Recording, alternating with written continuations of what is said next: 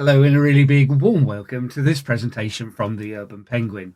My name is Andrew Mallett and today we concentrate on why you want to keep on studying for your Python certified entry-level programmer. Sometimes at the beginning it can be like running through mud. It is really difficult and you don't quite see the point. So previously we looked at a video using Python to develop Ansible modules. Really good if you're going to be a system administrator or a DevOps engineer. But if you're working as a data analyst, you're going to be able to use Python to create and display information, maybe that you're getting in raw CSV files. So let's see how we can create pivot tables in Python. So here we are on my glorious Ubuntu system with PyCharm open. This is just working with the community edition, so the free version of PyCharm. But as we go through, let's just take a look at how we can create from my CSV file a pivot table.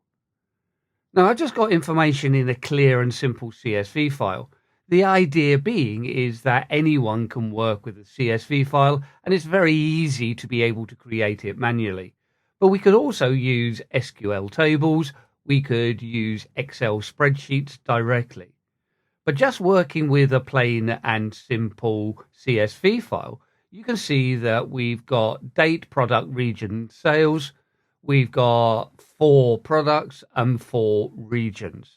And perhaps we want to be able to display in a pivot table a summary of the sales for each region. So using PyCharm, it's going to be easy to do this in Python. So let's move back to my Python script. To begin with, we're going to need to install a module. Pandas isn't available by default.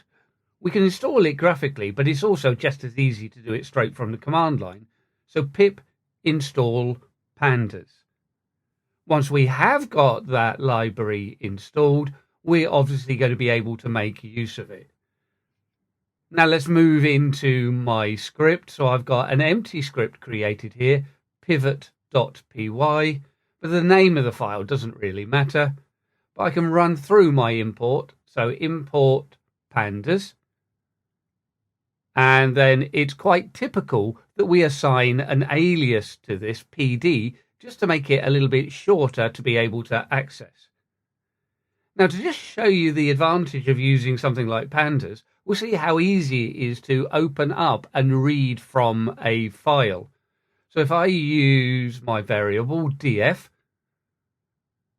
and that is going to be assigned to PD dot.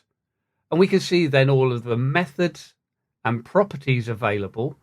I'm going to go through to read, and we can see there that we can read from CSV, which we're going to do, but also from SQL or even directly from Excel or JSON files. So there are many methods that are going to be available to create our instance of a data frame object. We're going to then put the path. And then, we've got our sales data.csv. And then, even though this isn't the final result that we want, just to show what pandas is all about, if I go through and print out my instance of the data frame object, so I can go through and have my print df, execute my code, and we're going to be able to see the contents of my CSV file. But if I take a look at it, it's added in the index, so the row number, and we're displaying the column titles. But it's all nicely aligned and easy to read, and very much now it's showing the information much in the same way as we would see, let's say, within our spreadsheet. So let's take this one step further and see how easy it is to create pivot tables using Python. So we can create an instance of our pivot class. We can go through and specify that this is going to be created by going to our data frame and then using the pivot table method. And look how easy this is going to be. We want to look at the sales values. So this becomes our values. This is going to be the column that we aggregate. We want to decide how we want to show our sales. And we want to look at our sales based on the region. So this is going to be the index that we put in. So we're going to see, instead of the index number on the left, we're going to see the region being our row numbers. We can go through and say what columns we want included. And we want to see the sales of products. So our product column. And then we have to say how we want to aggregate our values, so our sales. So we could be looking at averages, but we'll look at the total number, so we can look at sum. Now, if we did have some sales that didn't have correct values in, so weren't a number, not as number, we can then go through and put our fill value in. So we don't need to in our CSV file, but perhaps in real data you might. And I'm just going to say, well, we don't have a valid sales number. We're going to put it in 0 so we don't mess up our calculation. And that's all that there is to it.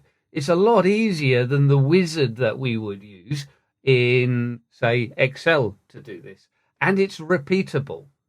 So let's now choose to print out our pivot rather than printing out the complete data frame. And let's just tidy up some of these spaces. And we are ready now with our simple code to be able to execute it. And look at that. As we do go through and execute it, we have a glorious pivot table. Let's just open it up a little bit. So we can see for each region, east, north, south, and west. So that's representing now our index. And then we can see our column, apple, banana, grape, and pear. And we can see our aggregated values of our sales. So looking at east, we can see that they've sold 33 bananas and 330 grapes. I do hope this gives you an encouragement to keep going with your Python studies.